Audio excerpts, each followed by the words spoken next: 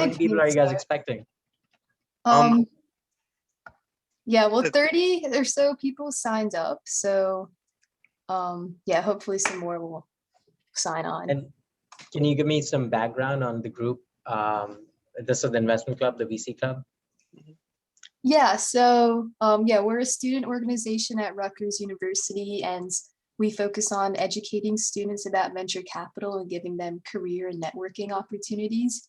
So we have a speaker series where we bring in venture capitalists like you and entrepreneurs. And we are also running a competition this semester where students can pitch an investment portfolio to professional judges and get judged based on how good their portfolio and pitch is. Cool. Yeah, that's awesome. And are people looking to break into VC kind of eventually at some point in their careers or immediately after school? I think it's a mix. So some people want to go into VC right after undergrad and have succeeded, and others are interested in entrepreneurship or maybe want to go into VC a few years down the line. Yeah. Yeah, I'd say there's really no right or wrong age. Like, I guess when I look back at, whenever we're evaluating an investment and I'm trying to make a decision if you want to invest or not, I'm usually looking back to like what a 15-year ago version of me, what that person have said about this company. So I think, and which is basically like when I was just graduating from college, I studied engineering. So this is a little bit about my background. So, because that's when I was like closest to just thinking purely in terms of like, can this technology solve this problem? And I guess I didn't have all the baggage of like corporate America that comes from, some of the other things I did, like working at Morgan Stanley and working in banking. So I was just more pure in my head about like, how realistic is this from a tech standpoint? And then a little bit of like, business as well. Like, can you really build a business behind it, which is an important aspect in that, but you don't need 15 years to learn that. So long story short, the sooner you want to break in, the better, because you learn more while you're in the industry than kind of like staying outside of it and looking in. Should we get started? Yeah, now's a good time to get started. And if anyone has any questions, just pop them in the chat. Anyone, feel free. Can you guys see my screen? Yeah, we can. Cool. Yeah, so I guess like Neil, we'd spoken, and I prepared a short presentation on, well, not short, it's actually a little long. We might end up going a little over the hour. I'll try and speed up. But about breaking into venture capital, if we have some time, I've also, I have a lot of experience doing fintech. So we can also discuss themes around fintech, maybe do like a little exercise in thesis development on fintech. Or just generally brainstorm, ideas around what is it that I'm looking at in fintech and where we see disruption opportunities. But to give you a quick background, I studied my undergrad in Germany at Jacobs University, studied electrical engineering, computer science, came to the US to my master's at Cornell, ended up starting my first job at Morgan Stanley in New York. It was really interesting. This was like before fintech as a term existed. Because I studied engineering and I was working for a financial company, I was lucky enough to like end up on an algorithmic trading desk. So, writing code to automate market making, automate pricing, risk, all of that stuff.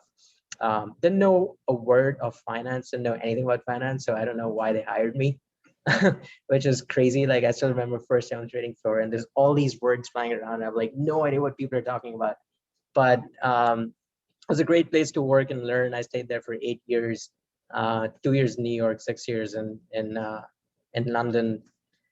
But eventually, it was one of those things where I wanted to venture out of capital markets. Particularly, I was in fixed income, and just given the macro environment, it wasn't like the most exciting place to be.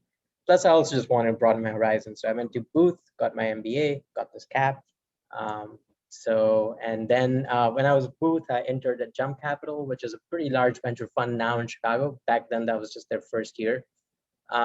Learned a ton, but more than learning a lot about VC, I learned a lot about like what I did not know in terms of how to do VC. Jump was also growth equity, so they do a little bit more around, venture is really early stage venture capital, which is finding, two guys in a garage with an idea, and kind of backing them with a small amount of money, pre-seed, seed, Series A. Then you start getting like Series B and beyond, which is growth equity, where it's a lot more metrics driven. So a lot more like investment banking, where you're, looking at cohort analyses and numbers and financials. That's something you need to have like, a reasonable amount of experience in corporate finance to like be good at it. And so decided that I, figured that I need to do a little bit of middle market banking to really build those reps up. So I went to work for fintech partners. Again, I did, both San Francisco and New York at FD. Helped them set up the New York office. So that was super fun. And then kind of like left after a couple of years, did a year of just a lot of startup advisory, rolling up my sleeves, really getting that operating experience in at a few different companies, Tawala, Matchplace, Airport Sherpa, which are all basically, companies that, friends within my network had founded. Tawala actually just announced their Series C last month, so they're doing really, really well. And in the meantime, also founded an angel network, which is the Chicago Booth Angel Network, which has grown quite a bit as well. So that's that's, I guess, another good idea for you guys to think about, like, how can you continue to stay relevant in the ecosystem even without a job? You can go work for startups, you can create angel groups, and then kind of stumbled across VU, and I've been here now for about 3 years now, pretty much right from the beginning. So at VU, we typically invest early stage. So we're, for the most part, doing seed and Series A, writing checks of up to $1 million. And then we would also do follow-on rounds. We would lead follow-on rounds potentially for the most promising companies in our portfolio, and do up to 10 million. So we've kind of been doing this now for 3 years, 45 companies as our investment portfolio. You can look, the whole portfolio is on our website. And we're very much sector agnostic, so we invest like pretty much across the spectrum. So that's a little bit about me. This is what I do right now. And jumping right into, like, as you guys are evaluating if VC is a good fit for you or not, what I would say is, here's a few, this is, I guess, like some things to consider if, as you're evaluating VC versus all the different things you could do with your life at this stage. So what is it that, how do you evaluate if you might even enjoy VC or not? So I think fundamentally, you would enjoy VC if you like being in charge. You like the enterprise control aspect of it. You like making decisions. You like owning what you do. It's really not a hierarchical structure in VC, and you're kind of like, you might be sitting on boards with like zero operating experience, and just very little life experience and professional experience advising these CEOs on how to like run their companies and make the changes. But you have your goals and your OKRs, they have theirs, and sometimes you're just fulfilling the role and responsibility for board member, providing that oversight. But that desire to really have that aspect of enterprise control is pretty important to wanting to be a VC. It is a career or profession where you're influencing a lot of people constantly. It is a people's business. Deal making is a big aspect, particularly as you start leading deals and as you start to do deals where which are very competitive, and you're basically influencing the founder to take your money versus someone else's money. So you have to like influence with your ideas, your language, your your ability to like show the value add. When every VC is saying that we can help accelerate your business, how do you ensure that you're the one that wins an allocation for that company? So it's very much people's business. So that's something you should enjoy. There's an element of quantitative analysis. VCs are, at the end of the day, they are money managers. They're assessed, their performance is assessed by like, the IRRs they can drive and the risk-adjusted returns that they can drive. It is very much a game of portfolio construction, balancing risk and reward, and also on an individual deal basis. You're figuring out if the financials of a company make sense. Where is it that what are the, what makes sense, what doesn't, and how does it fit into, your ability to drive the kind of returns that you'd like to on that particular investment. We do like financial modeling, waterfall analyses, all these things. So it can get relatively quant heavy. It's not as crazy as like doing LBOs or like structured buyouts. But you should, have an appreciation for numbers. And a lot of the times you're like thinking on the fly in startup calls, doing those numbers in your head as you're listening to the founder story. So that's also an aspect of the quantitative analysis. But I think what basically sets VC apart, because all of the things we just spoke about, you could be doing like private equity, you could be doing consulting, banking. I think they all kind of like, have the same aspects of enterprise control and people's business and quantitative analysis. But I think what uniquely sets VC apart is the creative production aspect. Like VC, in my opinion, and maybe the only other profession that offers that same creative production is being a founder yourself. But VC really offers this blank canvas to you to imagine the future, and that's just like so much fun. You're constantly learning about cutting edge technologies, business models, new ways of doing things, and then envisioning how can like all of those things come together and kind of like, I wouldn't say change the world. That just sounds kind of, a little too out there, but like, how can we just like redo something? It doesn't have to be something that's never been done before, but just redo it with a new set of tools. I mean, SaaS basically did that to on-prem software, right? So it's not that Microsoft existed and they had all these things, but then Google Sheets comes along and basically almost is kind of eating into Microsoft Office. So like, and that's one end of the spectrum where it's just an incremental step. And then on the other end, we're also doing investments in like space tech. We're doing investments in, lab grown meats, cultured meats, which is just like, this thing never even existed before. Like you could not grow fish cells in a lab, create a fillet out of it and sell it, sell it out in the open market. That's just like such a crazy blank canvas, imagining the future kind of thing. And I still remember the first time I took that call with the founder 2 years ago, I was like, this sounds really sci-fi. I don't know if we do this deal. And in the meantime, the market's like evolved so much, and I'm so glad we did that deal. So that whole outlet for creative spirit, that ability to like, envision the future, to drive those ideas forward and back them, and not just capital, right? Capital is one small aspect of what a VC provides. A lot of it is also just advice, business building advice, connections, relationships.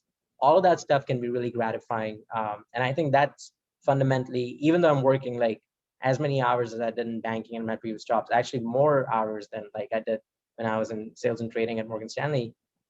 I just love that whole creative production aspect of what VC is, and that's something that you should enjoy as well if you're looking to potentially pursue a career in venture capital.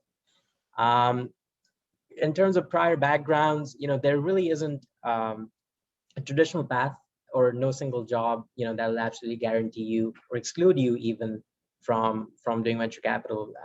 One of good buddy of mine who just launched his own fund in Chicago, he's a professional poker player. So he didn't even do any of these things like consulting or product management or, corporate strategy, startups. And he just, he's like, so in some ways, like there is the traditional path of VC where I guess traditional 10 or 15 years ago used to be you do a little bit of banking and then you sort of enter into venture capital.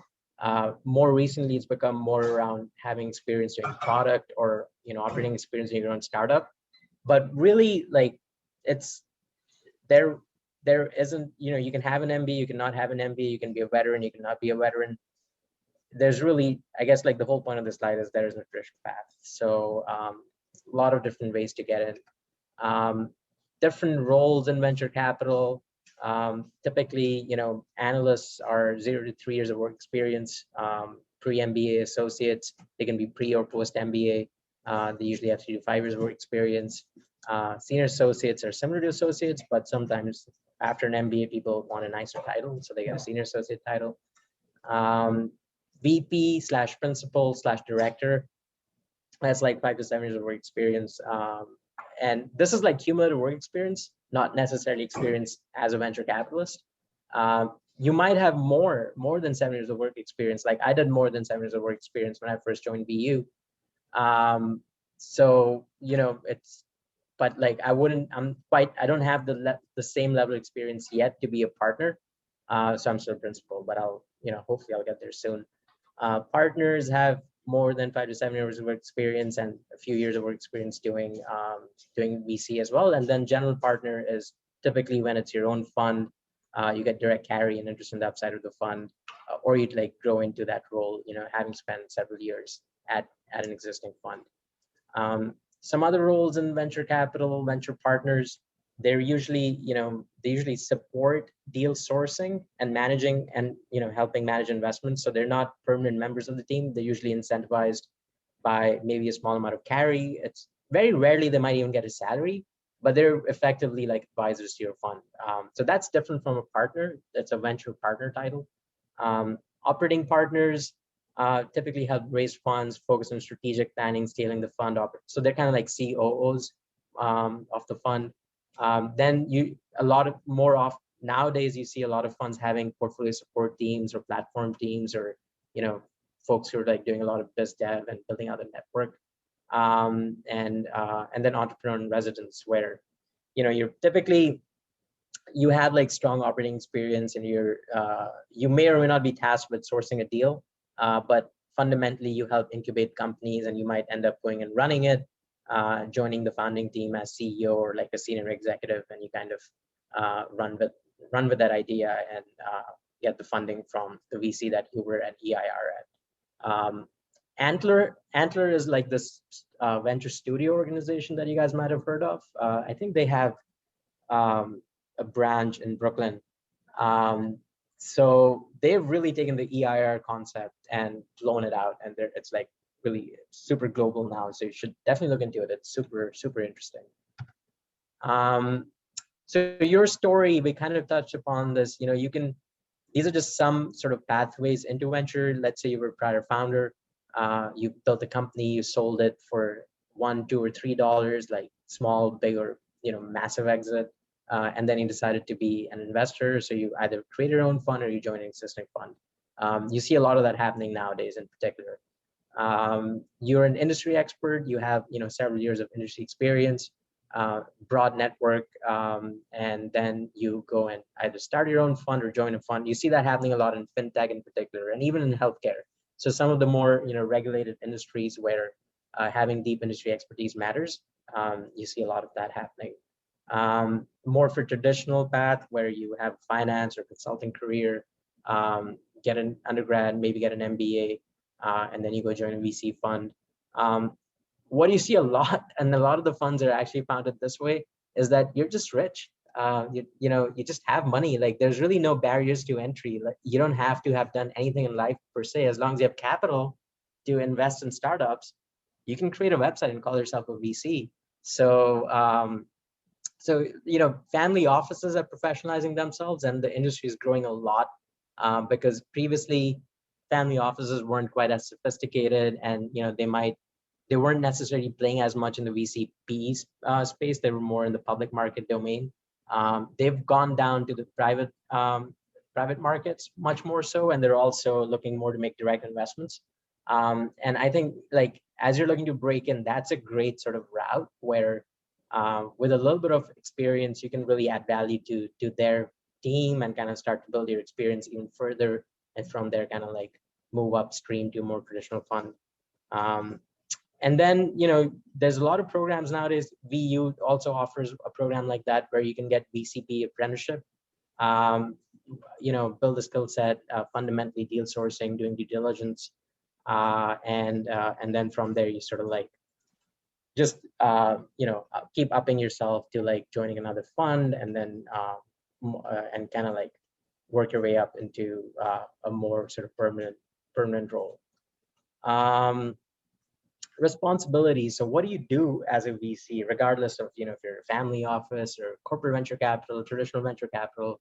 Fundamentally, you're sourcing companies, you're conducting due diligence, you're doing, applying your analytical skills and modeling, bringing in your industry expertise, and doing, and supporting, particularly on the portfolio side, you're supporting your founders, and helping them build their companies. So each firm will need a different type of person, depending on who else is already on the team. So like a lot of the times you'll be like, oh, I need to, get some operating experience, or I need to go and, um, develop my modeling skills.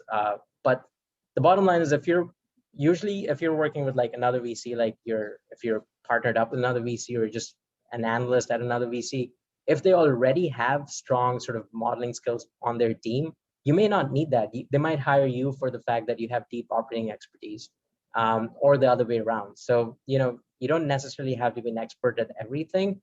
You you can always like build up those skill sets. So whenever you're applying to a venture capital fund, like see where you fit in on the team, see what are the skill sets of the others, and then highlight where you think there's like, a gap. And that would massively increase your chances of like getting noticed. So, factors include size of the fund, stage of the fund, investment focus, understand your own skills and background and interests. VC recruiting is a marathon, not a sprint. It's very much a relationship game. So it's not like, I don't know, consulting or banking recruiting where you apply, they have super days and they let you know. VC recruiting, you're kind of, you reach out, you develop an initial connection, you get to know the folks, you may show them some deals. It can take months, sometimes even years. So typically firms want to test drive you first. They want to see if you, if you blend in with the team, because for the most part, these are small partnerships and you're working like 2 or 3 other people and there's not a lot of direction. So they expect you to take ownership, they expect you to take responsibility, but then they also expect you to like generally just get on with it, get on with the work without, I mean, there's a lot of ambiguity, as you can imagine. There's a lot of just guessing what the future is going to look like. So it's hard to, you can't really like know if someone's going to be a good fit in the team until you've like test driven them. So be ready to maybe do a little bit of free work and just generally build that relationship with someone you want to go work for, before landing something more permanent. So, and just take a long-term approach. I guess like some of the other things that I want to mention here is that,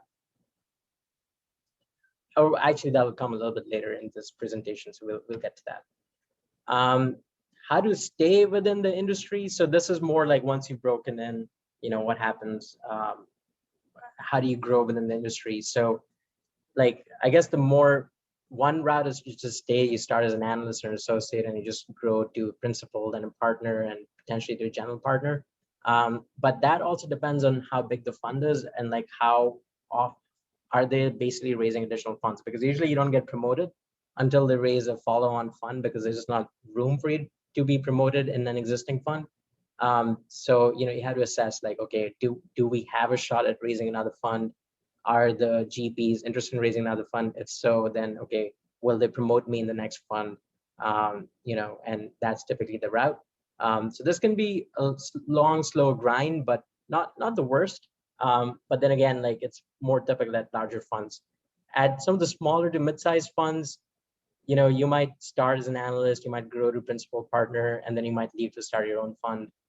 You might leave and come back. So you might go join a portfolio company, get some operating experience, and then come back in a more senior role. You might go join an accelerator. There's tons of accelerators now, literally like in every city in the US, or a corporate venture capital fund, and then go and join a traditional fund. Or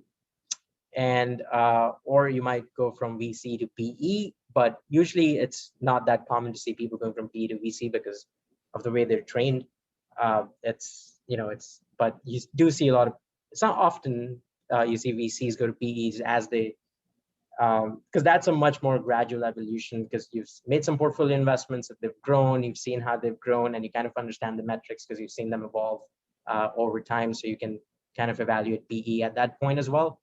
But PE folks, because they're so numbers driven, they don't necessarily always have the frameworks to evaluate early stage deals in the same manner, or even the patience and the risk appetite to do so. Because VCs in some ways much more risky than PE. So it's quite a shift in mindset. Or you could go join a fund of funds where you invest in other funds. So but I mean that's great as well. But you're just one level removed from directly investing in companies. And folks like me, I just really enjoy talking to founders and learning about what they're doing. So for me, like maybe when I'm a little bit older and I've done this for like 10, 15 years, I might want to, take a position that's one level removed. But for now, this is something that I don't get particularly excited about. The life of a VC fund, I think we can skip over this slide. This just talks about a typical fund lifespan. So we can skip this. But ultimately, what is it that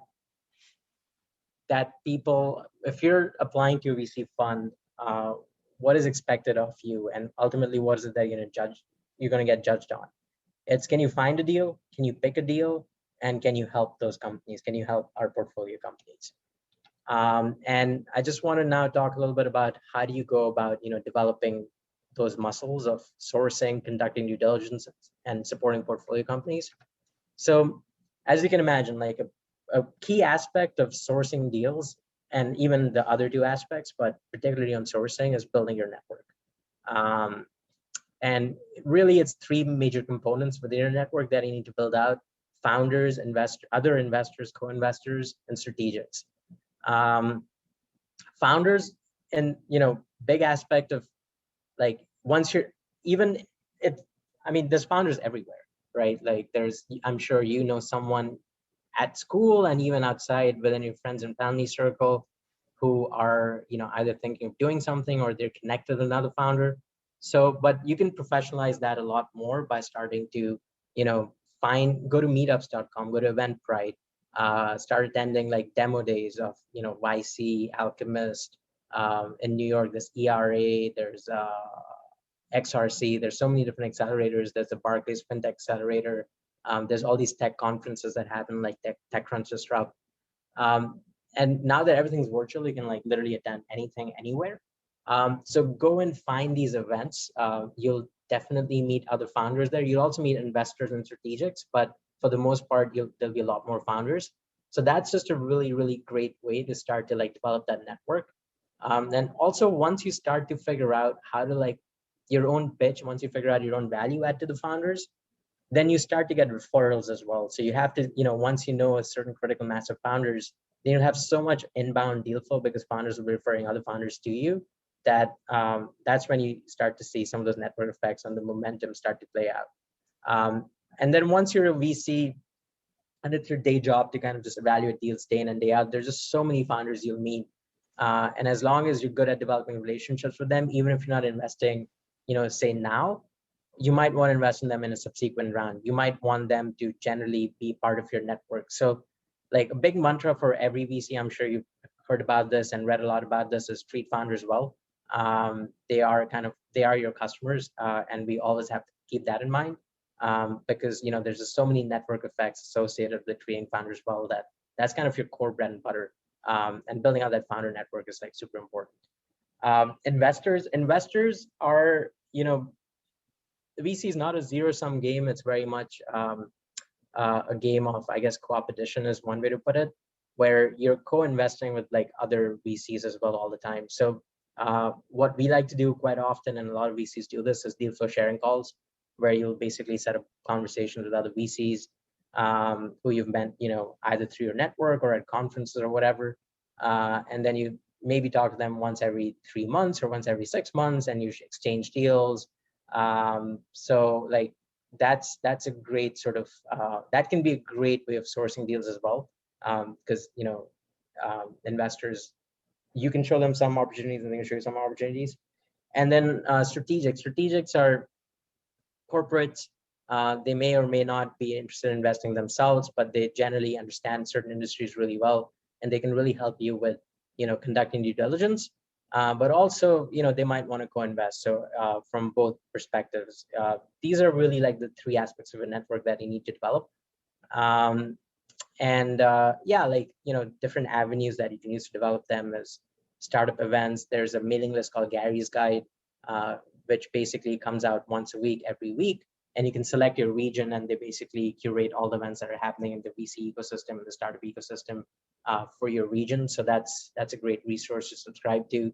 I spoke about meetups and demo days, and one of the things you can do is you can become a mentor or a coach at an incubator or an accelerator. They always need more people. not only are you coaching and mentoring other startups, it's also just great coaching for yourself, because as you listen to founders' problems and as you try and help them and you research, okay, how can we help them? You're also learning yourself quite a bit. So that's just a really great starting point. Deal flow sharing calls, super important, and just attending conferences, interviewing startups, organizing events. All of those things can kind of help you develop and grow your network.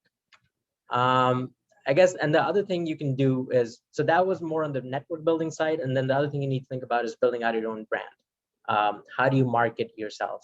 And really it's about a lot of VC marketing is content driven marketing. So you're producing blogs, you might answer people's questions on Quora, and don't be afraid, like you have a unique perspective. You like, given, your age and what you see and what the apps you're using, you have a very unique perspective compared to like some of the older folks. So like, don't be afraid to voice your opinions.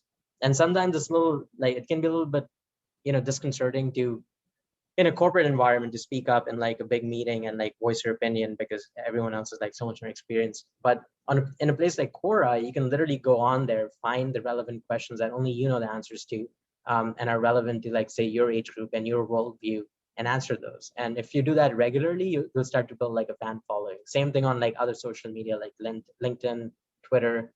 Who knows, maybe that turns into an email list where you have this unique perspective and you just read these different articles that your friends find really interesting as well when you share with them. So you convert that into like an email list, start with emailing your friends once a week, and then that grows into, like a mass following over like 5, 6, 7, 8, 9 years. Speaking at events, you could even have your own podcast. You could start to publish your own research and market maps about a particular industry. Doesn't take a lot of effort, but someone's got to do it. And as long as you do it, you're like, oh, I saw this thing happening and this industry is changing this way, like Bitcoin's going up and down. Who understands Bitcoin? Like, I literally just had on my LinkedIn yesterday someone who got their MBA from Wharton like 10 years ago, and now she's been in PE, and she posts on LinkedIn, who understands Bitcoin? I really want to talk to that person. So like, there's so much happening, there's so much change happening in the world, like this whole Robinhood fiasco. You probably have a perspective on it because you have a unique way of looking at capital markets and equities trading that some of the older folks don't, because they didn't have access to the same tools as you do now. So like, publish those thoughts. Be like, wow, I'm a retail trader and I understand like, portfolio construction and everything, but I also just love the way Robinhood gives me market access.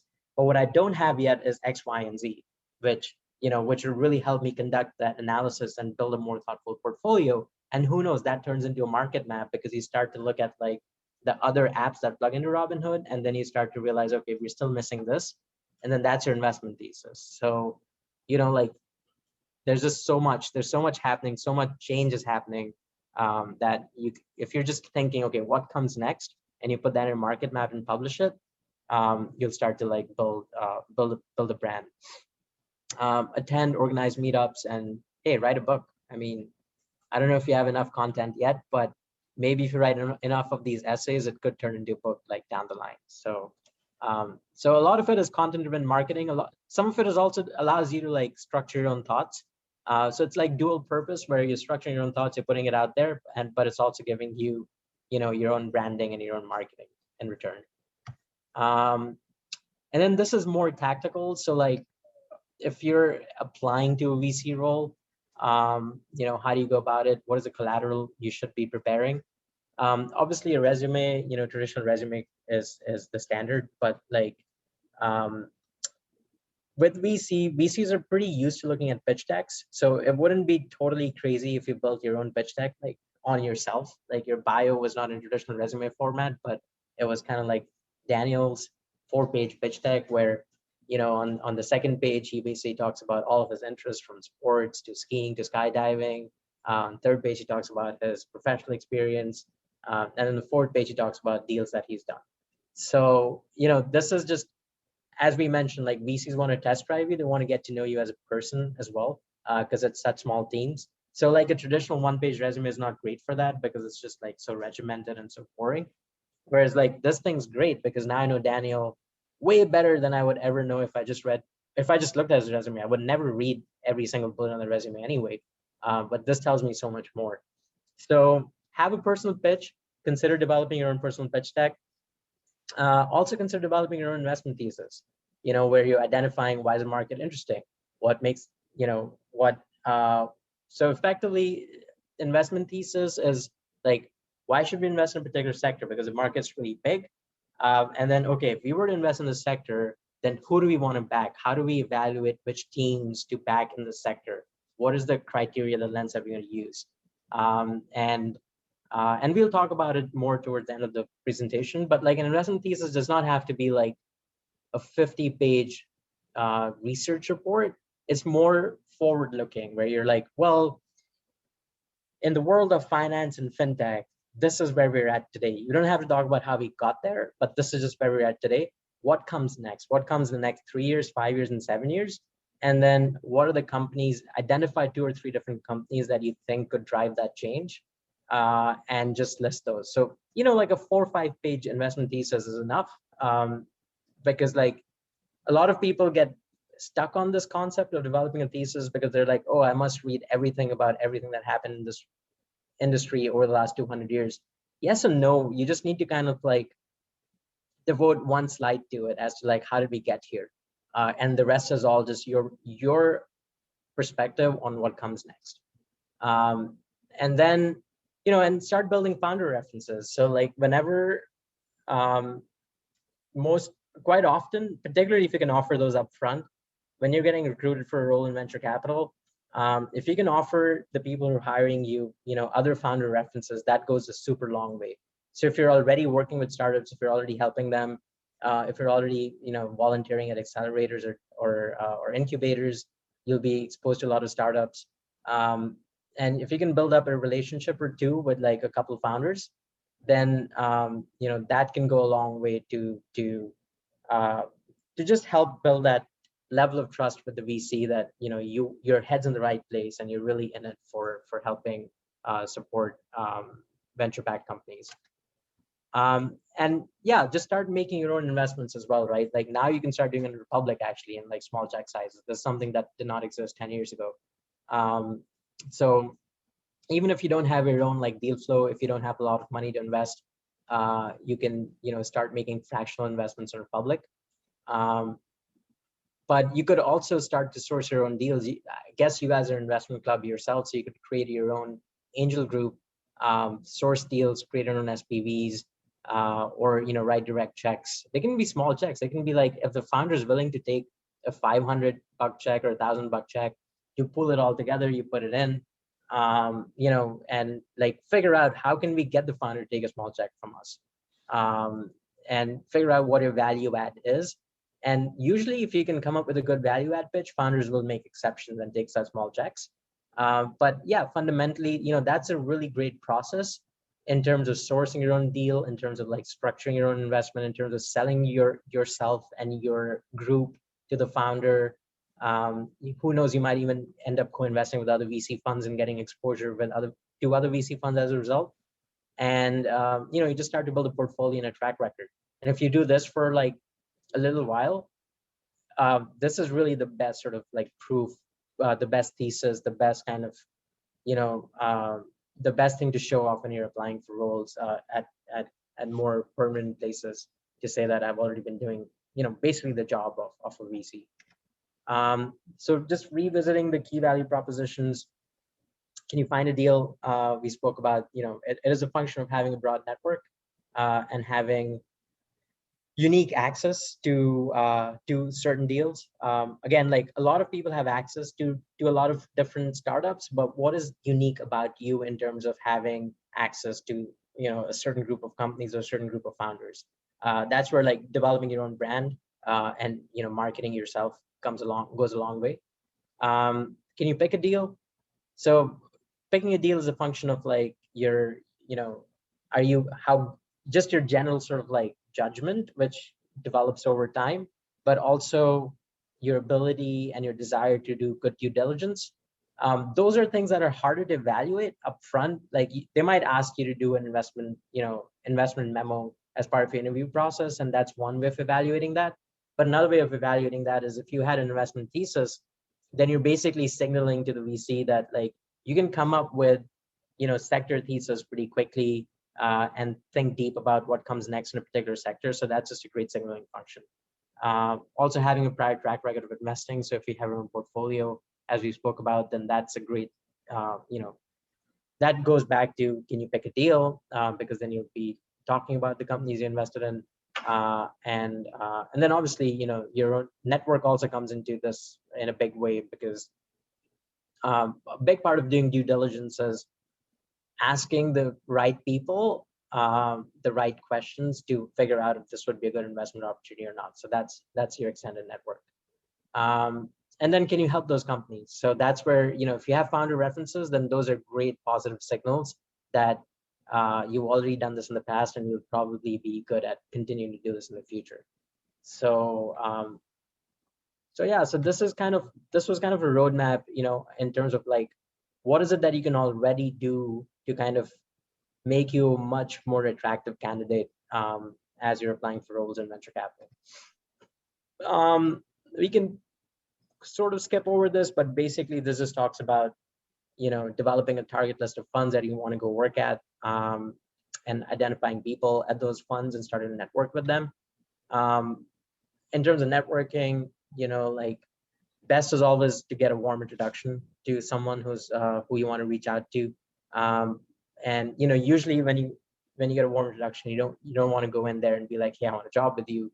You kind of want to show some additional value add, where you might ask for a coffee, or you might ask for a deal for sharing call, and you do a little bit of research in the areas that they invest in, and then say that, hey, why don't we jump on a call, and I'd like to show you some deals that might be interesting to you, and then take it from there, right? So like, so even if worst case scenario, the VC just loses 20 minutes of their time, best case scenario, they end up investing in the deal that you showed them, and then you also get a job out of it. So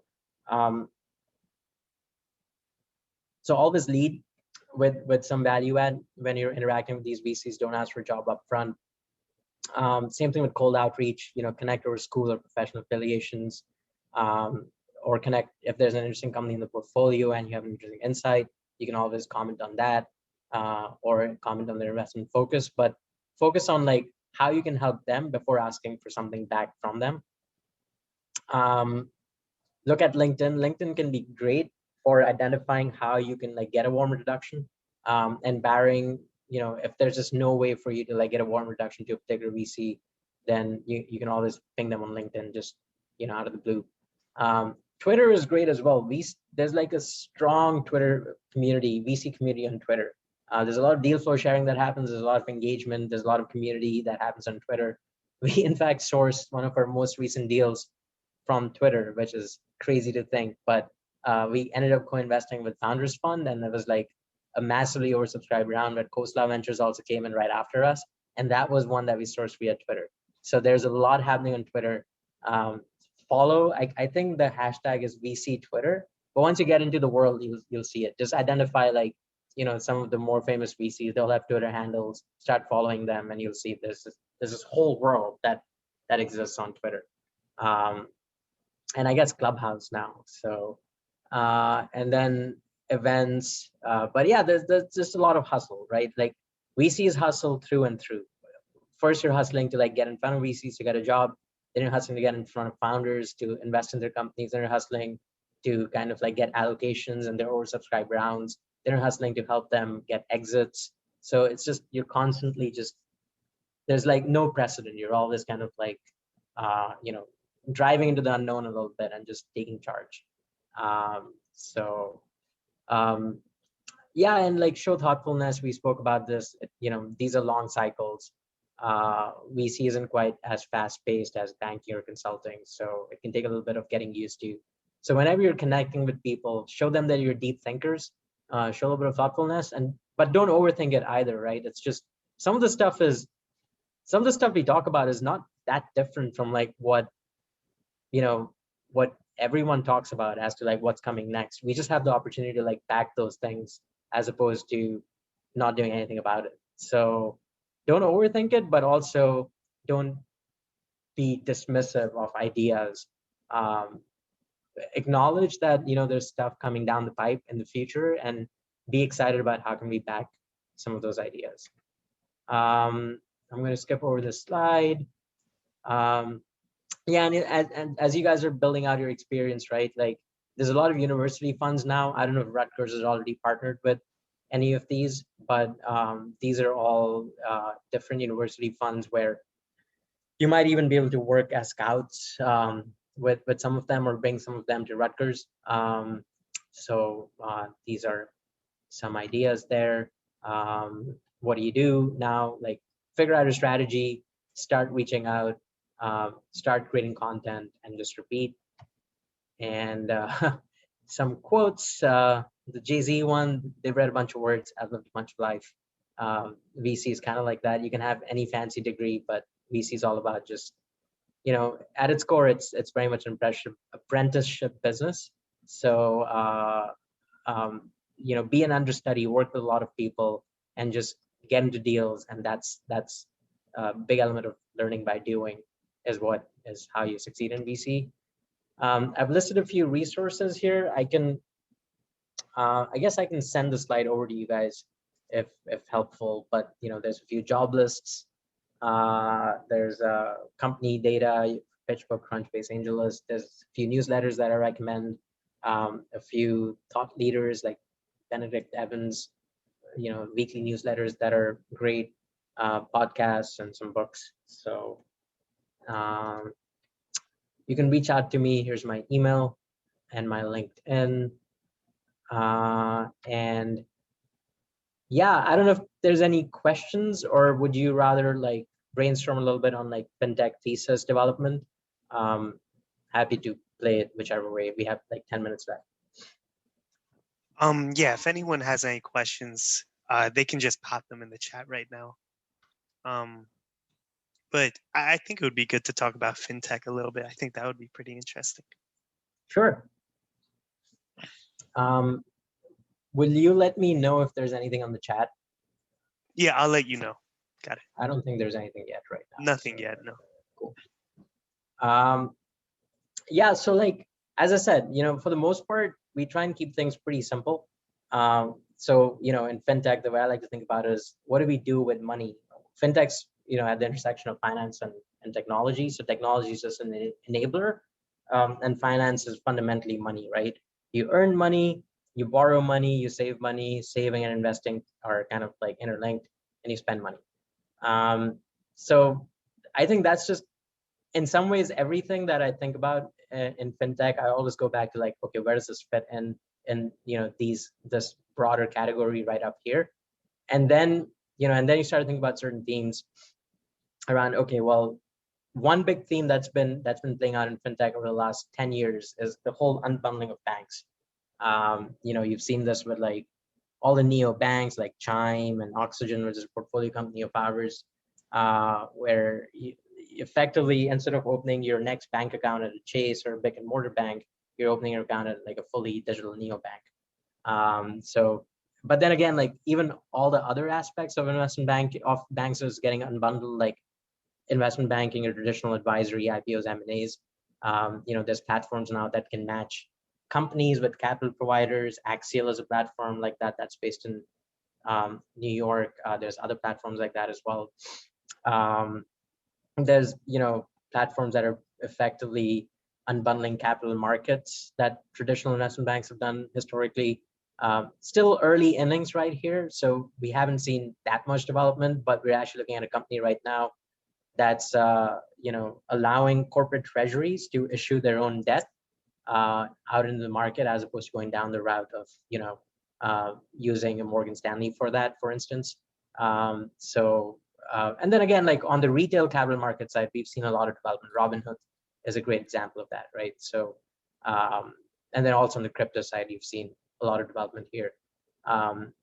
Then wealth and investment management, we've seen a lot of development where there's companies like Adipar, Vice that Sequoia just funded, where you're basically giving financial advisors and RIAs better tools so they can give better advice to their clients.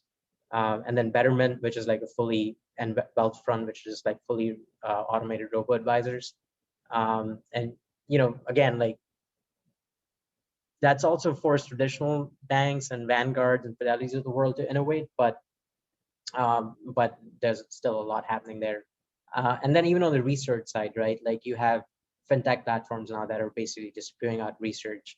There are platforms that are creating the next morning star. There's this company called King's Crowd that is basically creating the next morning star for private capital markets. So like when you're investing on a deal on Republic, there really isn't that much information out there for you to go by. Whereas if you're investing in like a public market stock, there's like tons of information, right?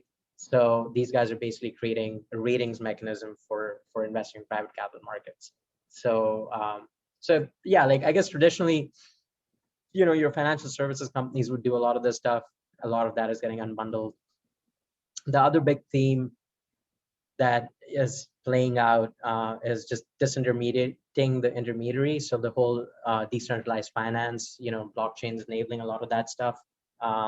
So again, it's a tool, but with the right usage of the tool, you're kind of like changing the paradigm quite a bit. Super early in a lot of that stuff.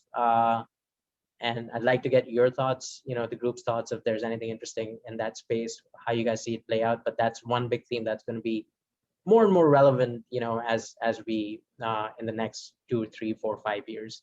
And then the other big theme that's playing out right now as we speak, and I think some of the biggest opportunities are really here. There's a lot of big opportunities in DeFi, but those are really early and still hard to spot.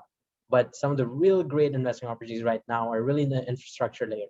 So we've seen, you guys have probably all heard of Plaid, which has developed the pipes to connect, your different financial accounts. So when I'm in Betterment, Betterment basically pulls in my bank account data from Vanguard and from Chase. They're leveraging Plaid, and Plaid basically provides all that connectivity.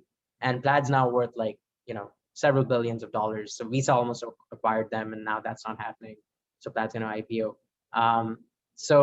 But that same thing, so Plaid does do banking, but the same thing's happening in payments, where Phoenix is like a really interesting company. They allow, the Ubers of the world and other big corporates to bring payments in-house and not have to incur the interchange. And that eventually just allows them to save a lot of money.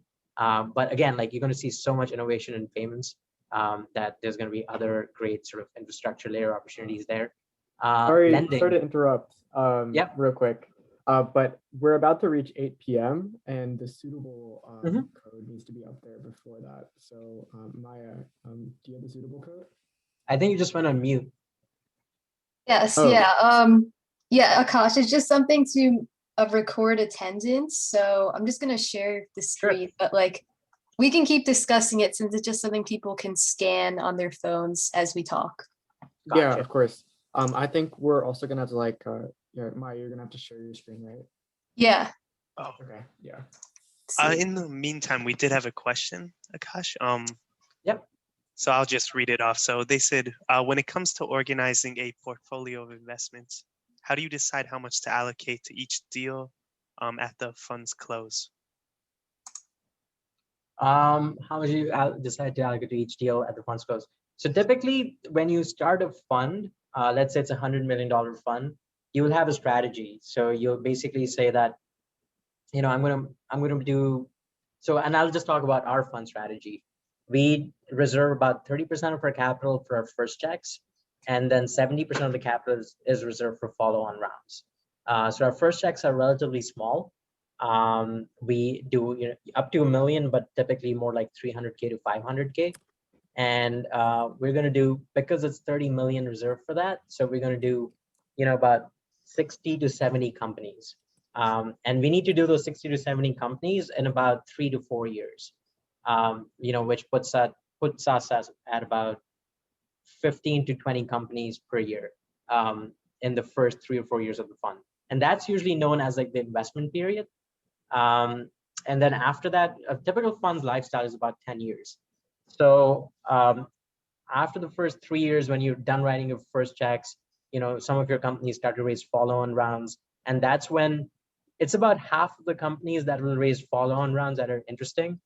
So, you're down to about from 60 to 70 companies, you're down to about 30 companies where you would evaluate potentially doing a follow-on round, and you have, $70 million reserved for that. $70 million, if we were to basically do 10 million in each, then it would only be 7 companies, but we'd probably end up doing slightly smaller checks in some as well. So it would be about 15 to 20 companies that we would do follow-on rounds in.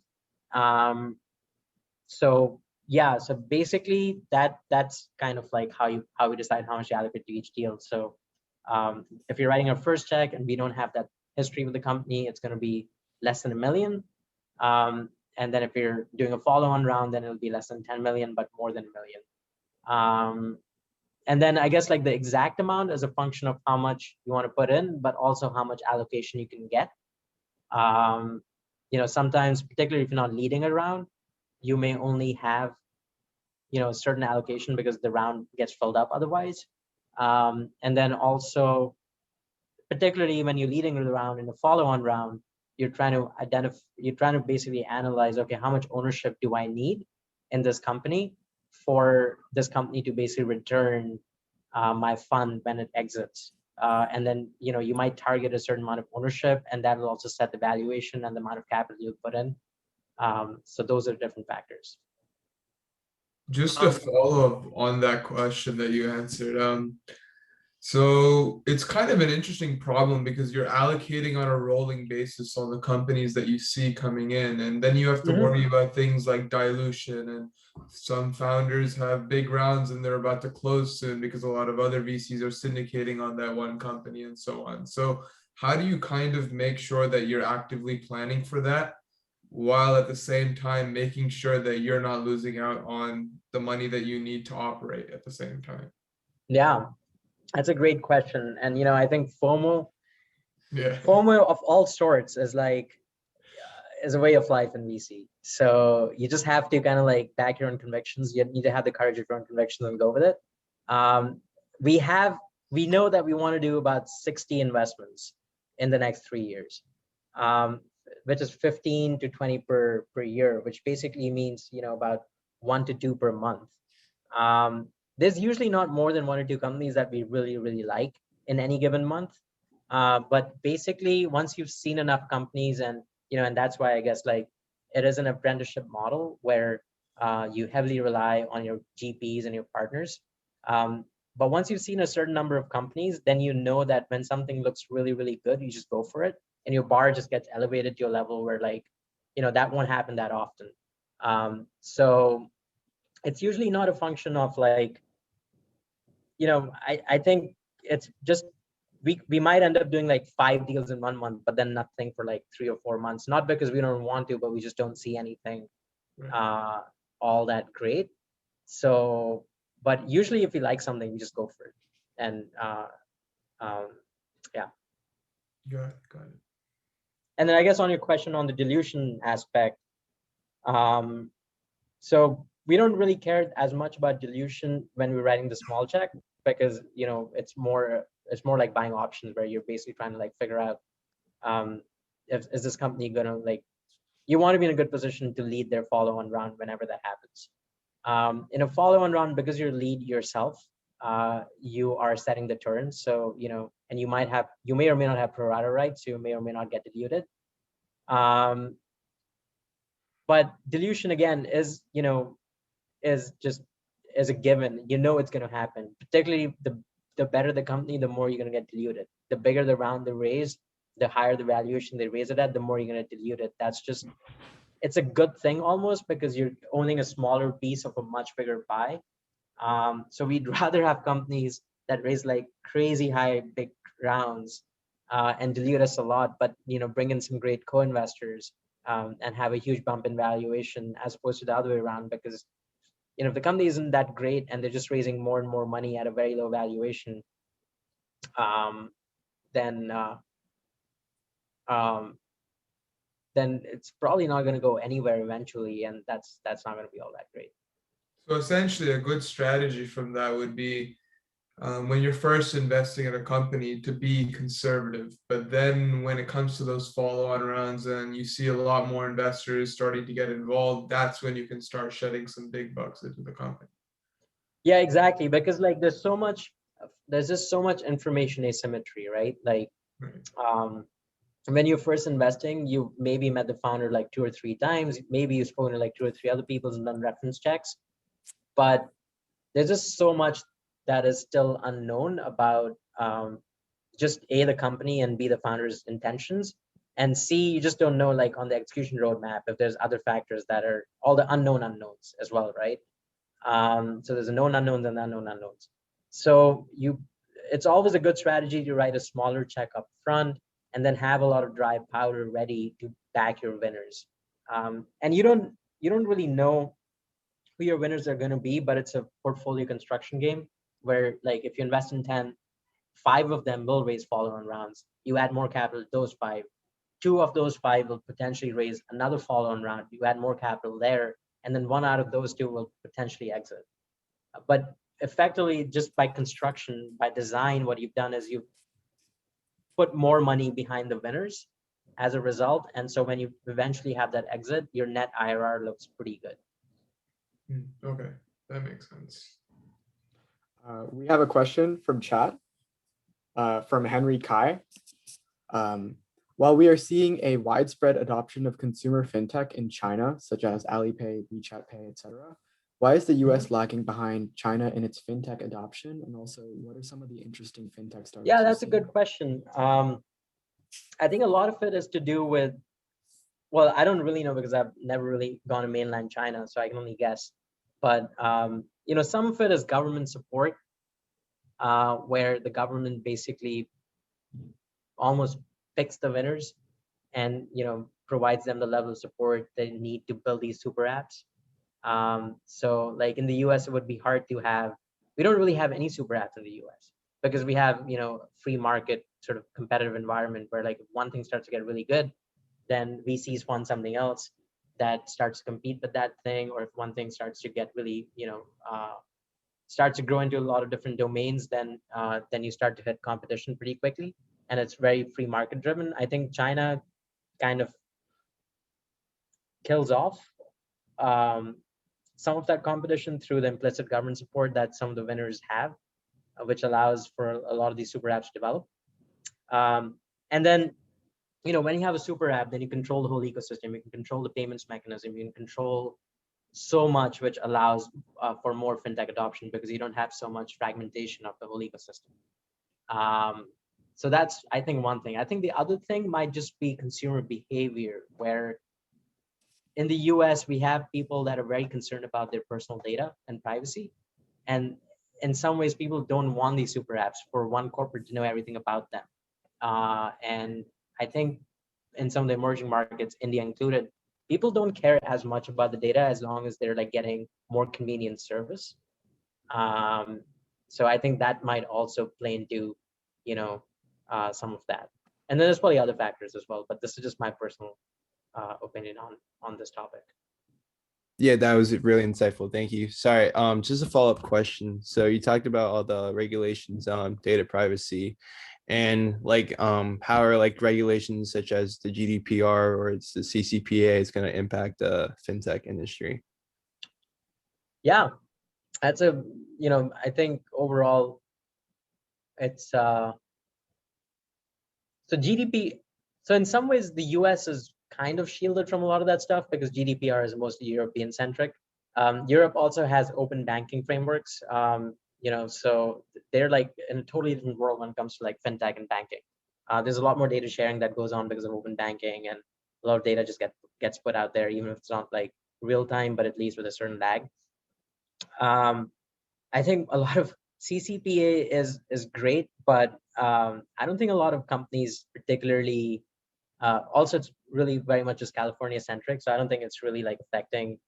I think in some ways, a lot of tech in the US is still very much the wild, wild west, where they just do stuff, they move fast, they break things, and then ask for forgiveness later. That's kind of the mantra.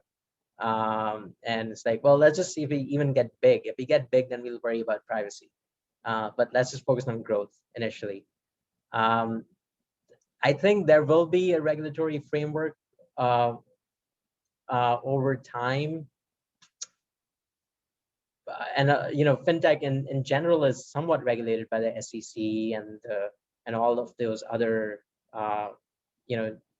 other regulators out there that regulate the big banks as well. And I think some of that's already affecting the way neobanks work, because a lot of fintechs find it hard to get independent banking licenses, and then you end up having traditional banks basically leverage their licenses, and fintechs paying them a licensing fee to offer their services through some of the existing banks. So you see a lot of partnerships basically getting developed, where like our portfolio company Oxygen, that's partnered with I'm forgetting which bank, but basically leverages the banking license of another brick and mortar bank to offer its services. So you see a lot of those partnerships that I think once the regulatory landscape is a little bit more fintech friendly, you might see a little less of that and just more innovation around fintech.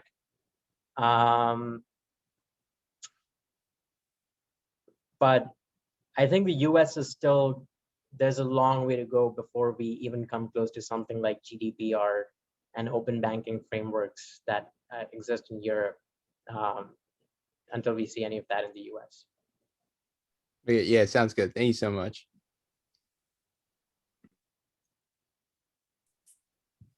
I had a question. I just put it in the chat, but it's about the future of retail VC investing. So I know you had mentioned potentially Rutgers VC students can form their own VC investing group, or I think you briefly mentioned retail VC investing. So I'm just curious as to what you think the future of that is, especially for companies at a stage beyond angel investing.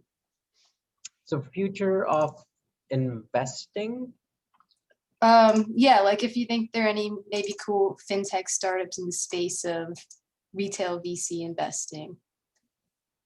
Retail VC investing, that's interesting. So I think there's a lot of these platforms already, Republic and all of those other ones.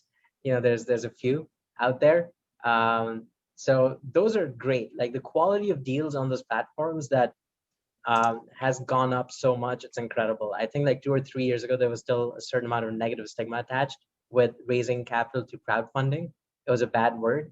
A lot of that has changed now, where Republic is one of the bigger ones, but there's so many other ones, VFunder, Seed Invest, where if you scanned across all of them, there's a lot of really, really good deals. In fact, a couple of our portfolio companies are listed on Republic as well. And I just invested in, we have a portfolio company called FCF, Fan Controlled Football, which is basically, they're trying to like create the WWF of football. So, some sort of like a more engaging, fan-driven environment football. And they just sold their teams on Republic. And one of the teams is actually owned by Marshawn Lynch, and all the teams are owned by celebrities. And then they opened up a small tranche of like $250,000 that people could invest up to on Republic, and I actually just bought like small chunks of those teams myself. So like I think we're starting to see a lot of that, and there's again, like there's Taproom is another company that's listed on Republic, that's a portfolio company of ours. They're growing like crazy, and we just put in some more money into that company, and you can literally co-invest with other VCs through Republic. So I think that's here to stay with the Reg A+ regulations and the changes that the SEC has made around non-accredited investors investing in these kind of rounds. And they've also raised the limit from 1 million to 5 million that companies can raise on these platforms. It's happening. It's definitely here to stay. There are other, I think what's going to happen now around this stuff is companies like Kingscrowd, the one that I mentioned previously, they're creating basically a research portal, which allows you to like get additional information, because you're not really a sophisticated investor and you don't really know how to like evaluate these companies. So you go to Kingscrowd and you get like a rating from them for companies that are listed on Republic or any other platform. So you're going to start seeing a lot of these different tools that'll help you evaluate your private investments, to help you build a portfolio, maybe to track it. So you'll see a lot of that kind of stuff come out. I think what we're also starting to see, and this is another investment we just did last week, actually, still not announced. It's a company that's basically allowing people to own real estate in fractional amounts. So you could own like $5 in a house, for instance, in your neighborhood. So, you could invest as low as $5 of equity into that house. So they're going to be buying houses and turning those into like small $5 chunks, and they'll sell it out in the open market to non-accredited investors. We've already seen Rally Road does this for like collectibles and cars and stuff like that. So tokenization, whether it's on blockchain or just general fractional ownership, I think that's really going to be a big theme over the next few years. It's awesome that you're talking about that. I've been doing a lot of research into tokenization, so it's great to see that you guys are looking into that in yeah. firm. Yeah, do we have any then other questions? Also, NFTs, which is something Brad Feld or Fred Wilson, one of them, they talk a lot about this stuff, which is really, fundamentally tokenization. I guess like that's going to be a thing. Kind of makes sense. It's just scarce digital assets, right? So like I would even maybe like put a little bit of money into that kind of stuff and just see what happens. So yeah. I actually, interesting story, over the weekend, I fired up my Coinbase account, which I hadn't logged into for like 3 years. And the $200 that I'd put in 2017 is now worth 13,000. So, wow. So yeah, like there's, that's amazing. It's $200, even if I lost it, I didn't really care. So I just totally forgot about it. So yeah, I think like if NFTs could offer a similar sort of upside, and just generally a better understanding of like digital tokens and non-fungible tokens in the future. Yeah, I don't think there's any more questions, but anyone have any more questions? I do have one actually, yeah. So I noticed that your venture capital firm actually invests pretty heavily in, I guess, property technology. And I noticed two of the companies on your website, your portfolio, are really centered around AI, but one is also centered around, I guess, affordable housing. I wonder, questioning how, or like, I guess, what is your investment thesis in terms of just that sector, since AI is something that's super, super expensive to develop? I guess, is the affordable housing something that like hedges your position? So it was a little hard to hear every single word you said, but to rephrase the question, were you asking about how does AI fit into affordable housing? As far as like the 3 separate positions you have. Gotcha. And you're looking at Blockable, I'm guessing? The company? Asporter? Right, yeah. So Asporter is, they're basically developing a Google Assistant app, you can almost call it, which basically allows you to manage your properties, pay rent, so you could like literally, it's basically a fintech app more than anything else, where instead of having to, interacting with like your rent payment portal or whatever, you could do all of that by just talking to your Google Assistant, right? You could like tell your Google Assistant, hey, Google Assistant, my fridge is broken. Can you let my landlord know? Or hey, Google Assistant, like pay my rent for this month. So that's the AI element, because they have the whole conversational voice aspect to it, and the whole interface that allows you to have, voice-driven interactions. So they're basically developing a full property management solution for landlords and tenants, using AI. So and what they're selling into, they're based in London in the UK. So their first market that they're selling into is the council housing, which is affordable housing that the government provides, and so they have these government contracts. So that's the link to affordable housing. Thank you. I think that's everything, unless anyone else has something to say, but thank you so much. That was a very detailed presentation, so I think we all learned something. So thanks for spending your time with us here. Yeah, awesome.